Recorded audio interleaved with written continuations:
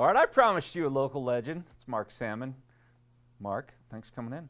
Appreciate you having me, man. Legend in my own mind. Mine too, so you're in good company. Hey, we were talking just about some of the rate increases to be expected from Southwest Gas, from Liberty Utilities, from Sierra-at-Tahoe Refuse. Any surprises that you saw from the local elections recently? No surprises necessarily. Yeah, those utility rate increases aren't a surprise either, though, right? We gotta Hold on. start to We'll start over. I don't think your mic's on. It's not? Oh, it's on mute. How about now? Is that better? You get them now? It was on mute.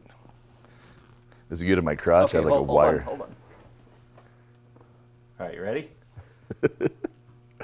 All right, I promised you a local legend. He's in the house, Mark Salmon. Mark, we were just talking about some of the rate increases for our public utilities. Sierra-at-Tahoe Refuse, Liberty, Southwest Gas. Any stinkers, coming out of the election from last week? Yeah, I don't think any surprises there when it comes to utilities and all of these rates going up, much less like HOA fees and stuff like that too. So, yeah, no surprises. Cost of living is continuing to rise. Measure N gets knocked down. There was no surprise there. Little surprise recently is this talk of no snow removal out in the county. Well, at least in the evenings when it's most important. I'll let you read my notes. That's my third story today. Is it? Yeah, and you know what it all boils down to? Well, I mean, I thought it was lack of money. I mean, it's the rate that they're offering, right, for the labor. It's but all money. It's all money. But it turns out, do they have the money or don't they? Because obviously these guys are going to go where the money is. And so what I hear used to be that the county offered the highest rate of labor. Now they offer the lowest. That is true. They're lower by about anywhere from $2 to $5 from what the city is offering. We'll talk about this story here later, Yeah. but they only had 4 applicants for the 28 shifts they need to fill out in the county, and 2 of those applicants have since withdrawn, whereas the city had almost 50 applicants for 14 positions. Well, we just talked about the cost of living going up, and then so why wouldn't you go where the money's going to be? Right. But where do we really need the snow removal? I've lived in the county for over 20 years. Now I live in the city. It is night and day difference, and so the county should be the focus, undoubtedly. And we get more snow being that much closer to the pass as well. So, I live out in Myers as well currently, but moved from the Keys. You lived in the county and moved to the Keys. So, what do you see for snow removal night and day, having lived in both locations? Yeah, we just don't need it as much out in the Keys. They do an amazing job in the Keys, the whitest streets anywhere, and but we have the most sun. We have the fewest trees, and we have less snow at lake level than you're going to have out in the county.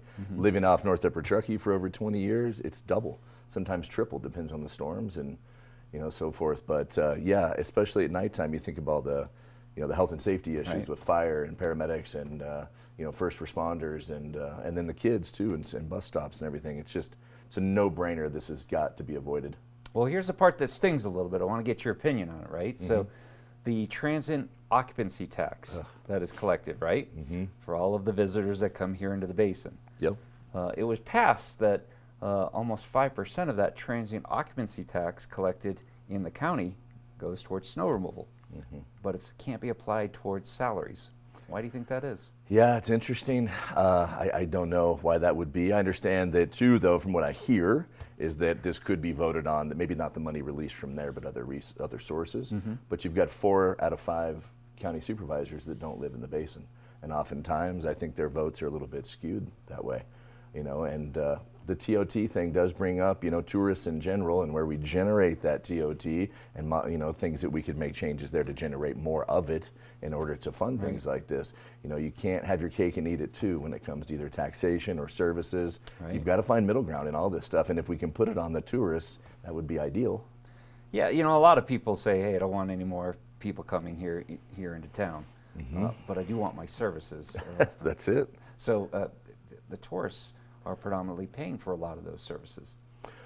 And rightfully so. I mean, it's a world-class resort destination, and we really have a tourist-based economy, one industry. We should support that and allow them to pay for those. But it's give and take. We talked about this. It can't always be the stick. It's got to be some carrots, too. And I hate to say it ties into short-term vacation rentals because Yeah. everybody wants to shoot me when I talk about that. But you know, we could loosen that up a little bit, Right. maybe even raise the TOT because you're giving and then you're taking, and then you can support some of these services without it becoming tax dollars for locals. I'm going to keep you here, but the next topic I want to talk about is the real estate market. Okay. Because real estate does drive a lot of the sectors of the economy, certainly here in South Lake Tahoe. Big impact, so can you stay with us? Absolutely.